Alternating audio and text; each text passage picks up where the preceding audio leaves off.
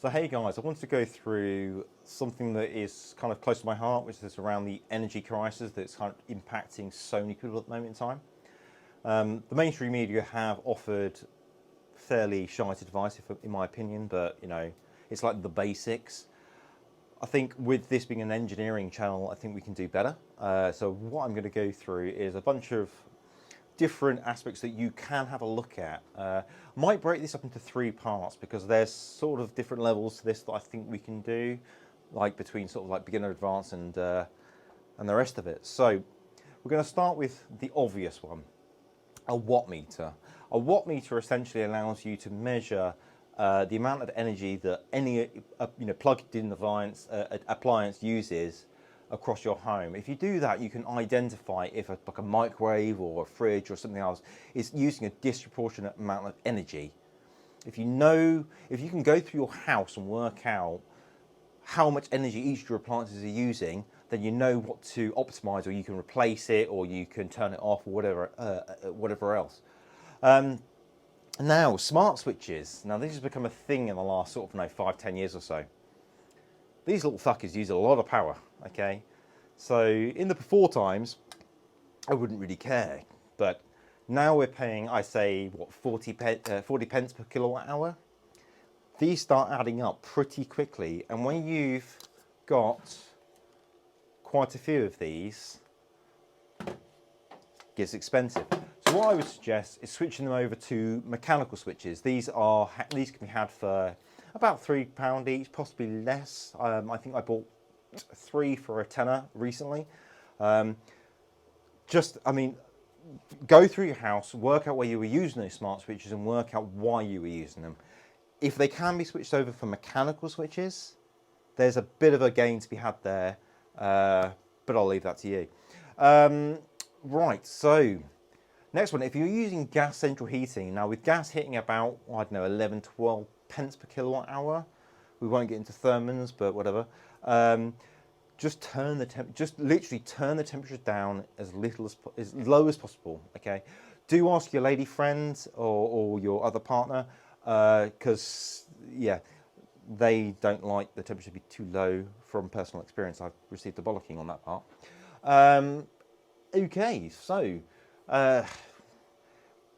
water. There's a good one. So water, where you can reduce the flow into your property. So you don't want to be heating water you don't need. So first up is showers. Either the cheap option is just to don't turn the dial too high, so make sure there's not too much flow coming through. But you can add water restrictors, I should say, and that will reduce the flow coming through to your shower or your taps or otherwise. You can do this either individually on each of your faucets, or you can do it from the source. They're not expensive, cheap enough, easy to do. The other one I would say is, and water's going to get expensive. Right now, for some reason, it hasn't gone up. I don't quite know why, but I suggest that's going to go up fairly shortly. Reducing water usage is going to be the next one that's going to kick us in the bollocks. What I would suggest is, so for your toilet system, use a water-filled air or water-filled bag to reduce the amount of flow that is used to flush away the needful. That's a good tip. Right, lighting. Now, I'm not going to tell you to turn to LEDs. What I would say is just turn everything off and work out where you need lighting. Now, this is usually pretty simple because most people are only in certain positions or certain areas in their property. What you can use is these little 5-volt USB LED lamps. They cost sod all. They're about, I think about $8 off AliExpress. Just nice little table lamps. They are they use vastly less energy than the alternative, and plus you can move them around, which is handy. Cool.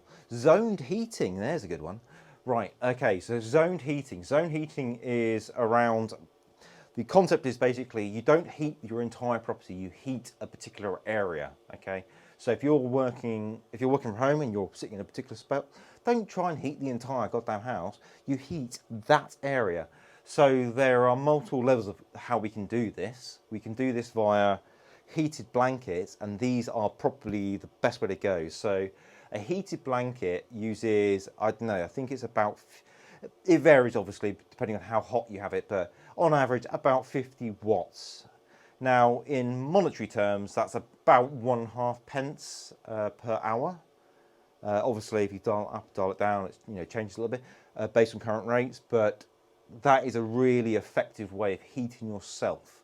You can also use things like hot water bottles, and if you've not seen them before, they have these little bags, I can't remember what they're called now, but basically bags of seeds, and you put them in the microwave, and they radiate heat for quite some time. So that's another option. If you want to get a little bit more technical, you can use smart TRVs. So TRVs are essentially a replacement for the thermostats on radiators.